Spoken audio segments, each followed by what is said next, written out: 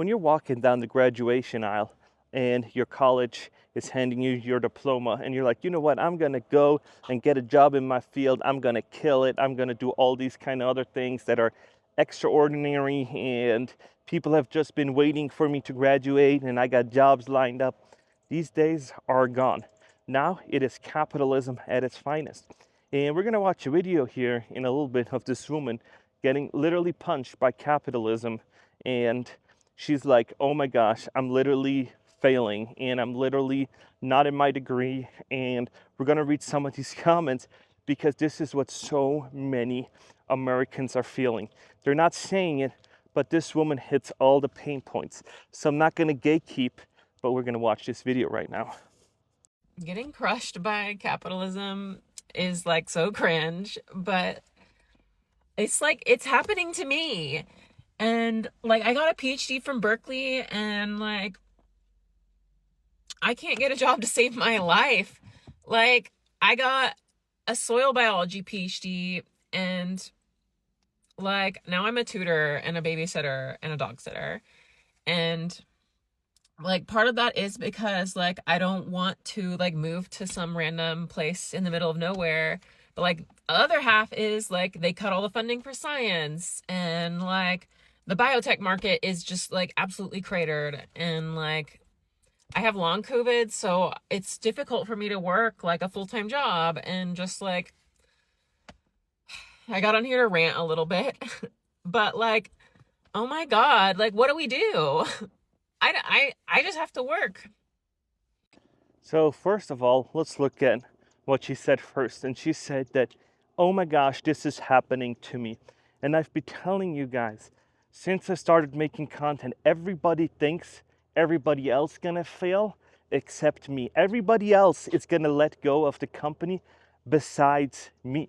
Everybody is gonna be let go, fired, but for some particular reason, they're gonna keep me around.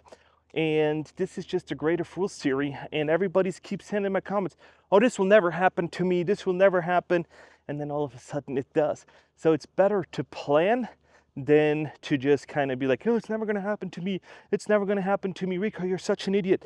It can happen to you, and it happened to so many people in tech, in all kinds of fields. And then she got a degree from a pretty good university, PhD in soils biology. I don't know what that means, but I think she can do stuff in the agriculture world. And yeah, and she can't get a job to save her life. And this is when the job market's tough. Everybody says, oh, if you go to Brown University, if you go to an amazing university, you're going to have a job. You don't have to worry about nothing.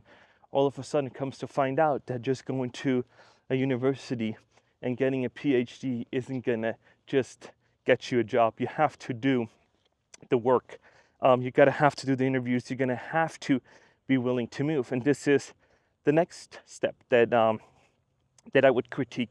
She said she doesn't want to move to a town where she's needed, where their skills are valid, because depending on where she lives in San Francisco or the Bay Area, there's not that many agricultural stuff. When you drive down from San Francisco to LA and you see Fresno, you see Bakersfield, you see all these other places, all of a sudden you're seeing that that's where agricultural farming is, and that's where you probably have to move to. And it's not going to be a great salary, and it is literally going to be you doing the work, the dirty work for somebody else that's more senior.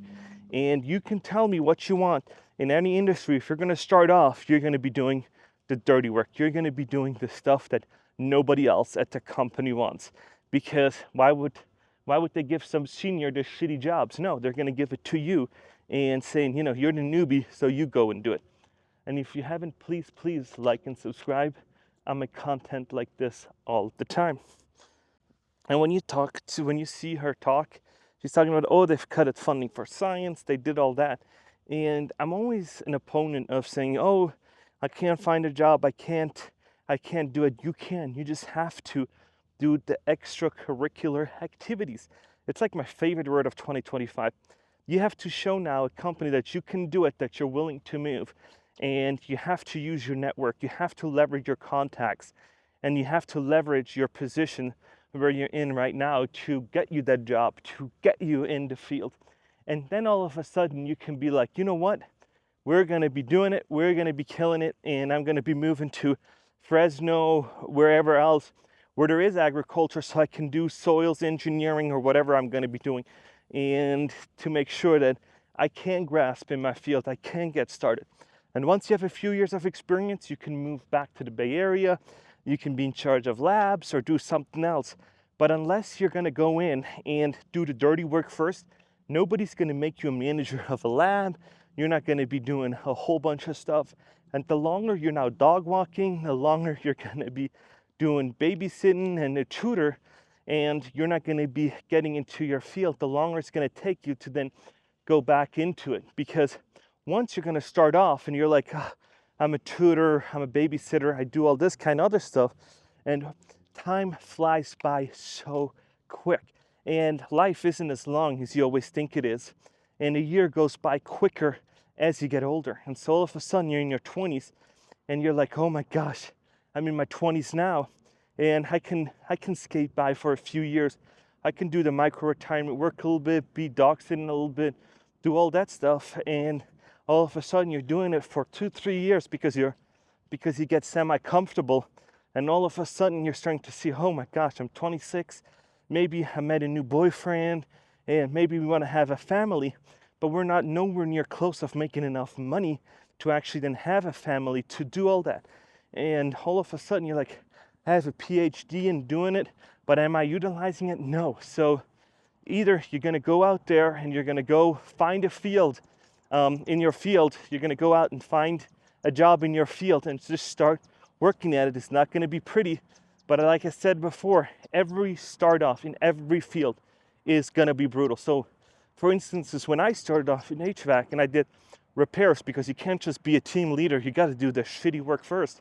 They sent me to restaurants. They sent me to places that are ungodly nasty. And they said, you know what? You're the new guy. You go and repair that one. And so when you see these little these little refrigerant where bars where they put the salad bars in, and you know they're like on wheels, and all that kind of stuff, it drips. It drips inside of them. It drips around them. And guess what?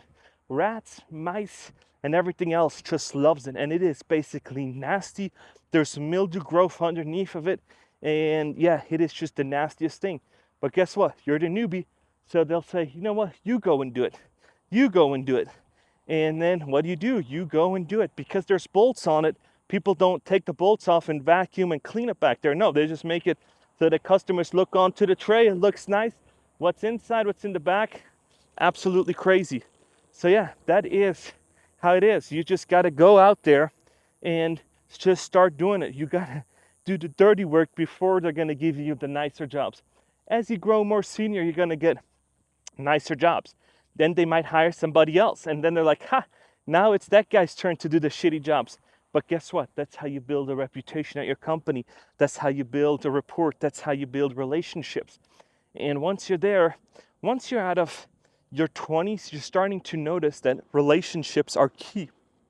And what do I mean by that? I'm starting to see that who you know and who knows you is just as important as how good of a job you do. Because if you're going to go hire in a company, how you communicate, how you articulate yourself, how you present yourself is just as important as how you do your job. Because I'm seeing it in my field with my friends. Some of them are so technical and they've hit a ceiling because they can't communicate from the science or the mathematical perspective to the middle management or upper management in a way that they understand it. So then they're always talking to each other and being like, what is Jimmy always saying? Jimmy's an idiot. I don't even know. I'm sitting in his meetings. He's talking about technical stuff that everybody else on his team understands, but everybody hired doesn't. So you need to filter it out and make it so that they understand it.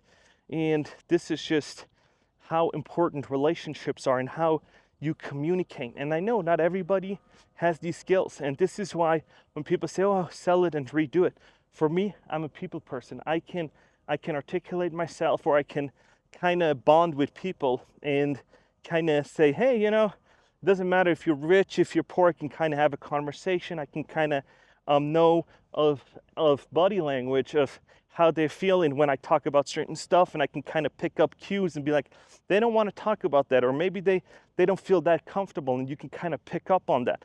And those are skills too. But when it comes to like skills, like other skills, like writing, stuff like that, not that great on my behalf, right? So you've probably seen myself have thumbnails that were spelled wrong, have other stuff that wasn't very well done. That's a issue that I have. Those are skills that I am not 100%. So in the case of me, since I read all these books and I listen to these audiobooks, I use tools to help myself out.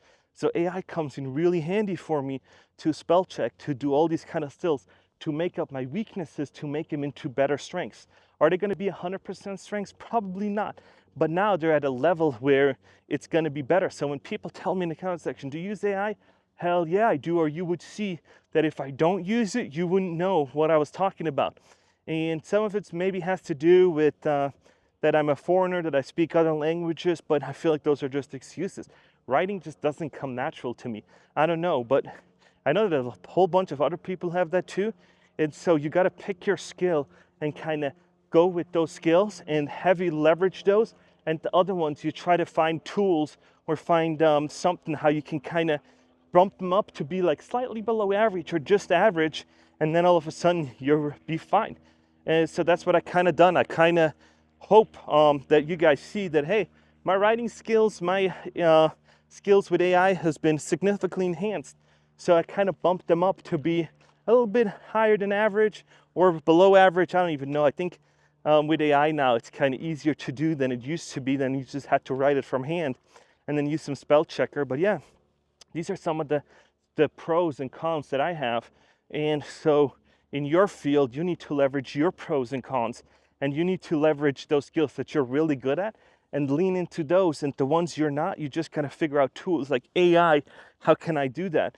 And at the beginning, when people told me that, oh, you're not a good speller, I always felt like this was a personal attack against me. This was, who I am as a person, because it just didn't come easy to me. Numbers were always easier than spelling. But so when you're looking at that and people give you that feedback, I urge you to think about how can I implement, how can I do better, or how can I find a tool that will boost my abilities to kind of do better without being like, hey, that's not true, or he's just an asshole, and stuff like that, where you're like, okay, you know what? Maybe I do need to look into that, and there might be an easy fix. And all of a sudden, you have a great set of skills and a great set of tools to then do better in the workplace, to do better in your personal life, to do better everywhere. And for me, it was really easy when these AI tools are now with the Samsung keyboard, has like this little star.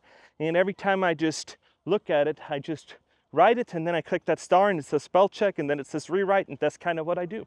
And so that is one thing that AI really, really helps me out. And so that's why I'm such an advocate for it.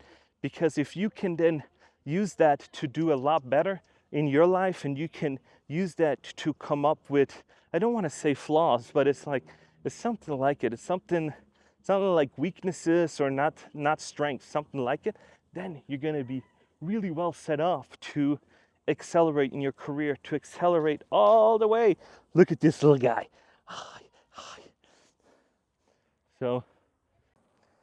So these were just kind of pointing out that I'm not perfect, and I see where I have flaws, where I have stuff to work on. And I urge you now to kind of do the same thing and see, how can I do that? Because if you can work on your stuff, in your area of weaknesses, and then you can then say, you know what, I'm gonna slingshot myself to do better, and I'm actually gonna go through 2 years of working on it, of a few years of pain, and then all of a sudden you're gonna be doing way better in your personal life, your relationship's gonna be better, your career's gonna be better, and then you're gonna be like, you know what, I did take this to heart and I'm doing so much better now. So thank you, and yeah, let me know if that resonates with you guys, or if this is just something that I'm kind of doing on my own, because it's not always easy to talk about my flaws, my weaknesses. I don't want to move, I don't want to do this, or I have long COVID, I can't really focus. or I can't do that, then figure out how you can do it. Figure out how can I do better. And once you got that figured out for yourself, then you're going to be surprised how many opportunities come your way. And they might be in form of job offers. They might be in form of places to move. It might be like they're saying, hey, you have this PhD, you're so amazing. Why don't you go to Europe or New Zealand and help us over there, or Australia, or wherever? And then you can say, you know what? I'm going to travel. I'm going to use my profession to travel. I'm going to do a whole bunch of stuff, and I'm going to be super fulfilled within myself to be a happy person, to kind of do better. And yeah, that's kind of a few things that I would do if I was in her shoes. And yeah, because just ranting online and seeing stuff like that is nice, and I see why, but it's not going to get you there. It's not going to get you a 6+ figure jobs. It's not going to pay off your student loan. It's just not. And for these people that are going to be like, this is just not going to happen, then yeah, because so it's funny, because a lot of people I know that say, I'm 5, 6, 7, 8 years, 10 years away from retirement, I'm not going to change. Those are then the people that are going to be pissed if somebody else gets a promotion. And they ask then, why didn't I get a promotion? Well, you didn't want to work on yourself. You only have 5 to 10 years left. So do better, try something, figure out your weaknesses. There's a bunch of like online psychology tests where you can do, and just put in a fake name and generate an email address so they don't collect your data. But then you can say, you know what, maybe I should work on that, or maybe I need to look into that a little more and ask my friends and partners and spouses to see if this is something I should improve or not. And so this was it from Las Vegas, and thank you guys for watching, and I'll see you guys in the next one.